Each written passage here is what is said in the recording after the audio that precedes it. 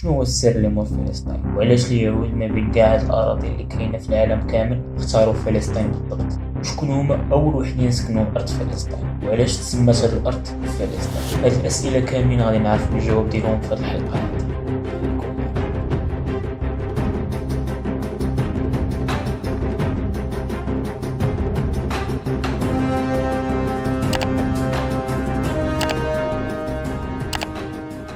أرض كنعان، أكثرية ديال المؤرخين كيقولوا بلي الاسم تاخد من كنعان بمعنى الأرض المنبسطة، وأول وحدين هاجروا لهاد الأرض تسماو بالكنعانيون.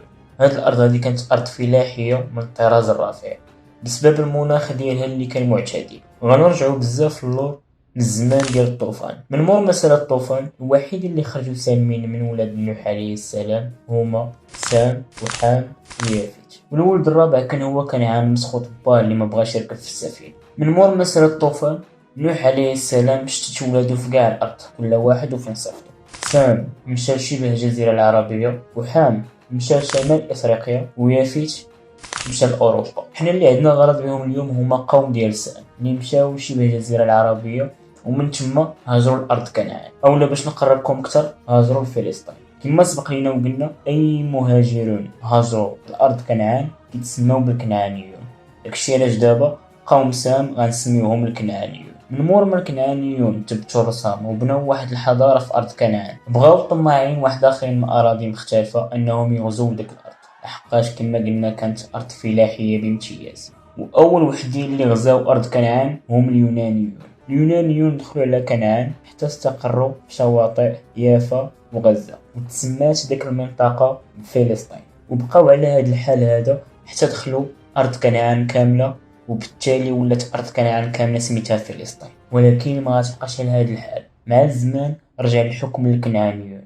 وفي ديك الفترة هذيك بان أول نبي في فلسطين اللي هو سيدنا إبراهيم عليه الصلاة والسلام. سيدنا إبراهيم في الأصل ماشي فلسطيني، ولكن هاجر من العراق لفلسطين، وهذه بوحدها قصة واحدة خا طويلة نحاول نديرو لها فيديو ديالها شي نهار إن شاء الله. سيدنا إبراهيم عليه السلام ولد من مرته سارة نبي واحد اخر اللي هو النبي اسحاق عليه السلام. والنبي اسحاق عليه السلام ولد سيدنا يعقوب عليه السلام اللي كنسميوه باسرائيل، وهو اللي كيتنسبوا ليه بني اسرائيل القدام. النبي يعقوب عليه السلام اولا اسرائيل ترزق ب 12 ولد، ومن بيناتهم كان نبي واحد اخر اللي سميتو سيدنا يوسف عليه السلام. من مور القصه الشهيره ديال سيدنا يوسف عليه السلام في مصر، جاب عنده باه وخوتو يعيشوا معاه في مصر. استقروا بني إسرائيل مدة طويلة في مصر حتى جا الزمان ديال فرعون، واللي بان فيه في داك الوقيته حتى هي نبي جديد اللي سميتو موسى عليه السلام واخوه هارون.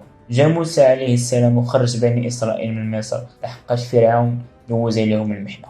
سيدنا موسى عليه السلام وبني إسرائيل كانوا عوالين باش يمشيو لأرض كنعان، ولكن ما كانش عندهم الصبر، اولا خلينا نقولوا كان هذا اختبار من عند الله، واللي اختبرهم 40 عام ديال التجلويق في الصحراء ديال سيناء. من مور ما مات النبي موسى عليه السلام جا النبي يوشع ودا بني اسرائيل لفلسطين. دابا غادي نقول واحد المعلومه مهمه وعافاكم بغيتكم تركزوا معايا مزيان. الوقيته اللي مشاو فيها بني اسرائيل لفلسطين مع النبي يوشع لقاو فيها العرب الكنعانيون، بمعنى انه العرب كانوا في فلسطين قبل من بني اسرائيل. وقع بيناتهم صراع في الارض ما بين الاسرائيليين اولا ما بين بني اسرائيل وما بين العرب الكنعانيون، حتى جا الملك داود اولا النبي داود اللي كان ملك ديال ارض فلسطين وكان عربي الاصل. وفي ديك الوقيته النبي داود عليه السلام وحد بني اسرائيل. مور النبي داود جا النبي سليمان وكانت الامور غدا مزيان، ولكن فاش مات النبي سليمان عليه السلام رجعوا عاوتاني الخلافات من جديد. ولكن المشكل اللي وقع كبر هما انه بني اسرائيل قسموا المملكه ديال فلسطين جوج مملكات. المملكه الاولى سماوها مملكه يهوذا واللي كانت في القدس، والمملكه الثانيه سماوها مملكه اسرائيل واللي جات في السامره. وفي الوقيته اللي كيتحاربوا فيها ملك ديال مصر في داك الوقيته اللي سميتو شيشنق استغل الفرصه ودخل احتل مملكه اسرائيل. اما مملكه يهوذا بقات حتى سلمها نبوخذ نصر، اللي بطبيعه الحال الاغلبيه فيكم غادي يكون عارف شكون هو نبوخذ نصر. تقريبا في عام 97 قبل الميلاد بني اسرائيل كانوا كيفكروا باش انهم يديروا انقلاب ويرجعوا القدس، ولكن واخا يوم يطيروا نبوخذ نصر هاد المرة شدهم ودار لهم إبادة جماعية وخرجهم من أرض فلسطين في مرة. وهكذا كتكون شي حاجة اللي سميتها إسرائيل أو لا يهودا تحيدات في خطرة من الخريطة. وهذا الشيء كامل اللي وقع من بعد ما عاشوا في أرض فلسطين 4 القرون، أي 400 عام. ومن ذاك الوقيته لمدة ديال 2000 عام عمر التاريخ ذكر لنا بأنه تنشأت شي دولة سميتها إسرائيل أو لا شي مملكة سميتها إسرائيل.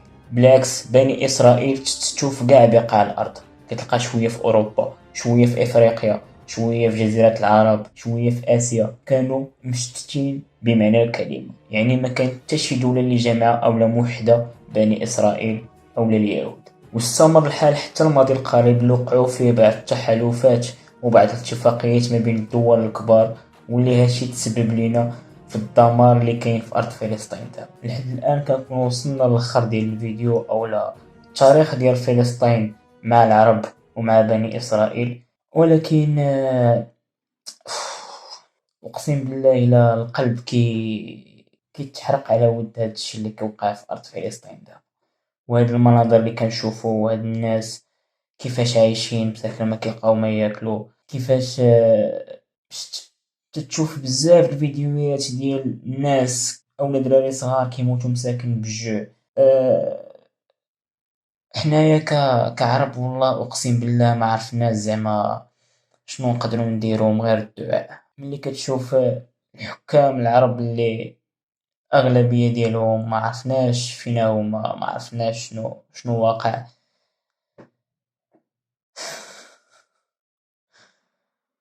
ما لا اله الا الله محمد رسول الله. نتمنوا ان شاء الله الخير ليهم، وان شاء الله يجبر بالخاطر ديالهم وينصرهم على ديك القوم يا رب. هادشي اللي نتمناو. و تتعيا ما تشوف كتقول إنا لله وإنا إليه راجعون وهادشي ما كان. نتمناو خير يا ربي، نتمناو خير.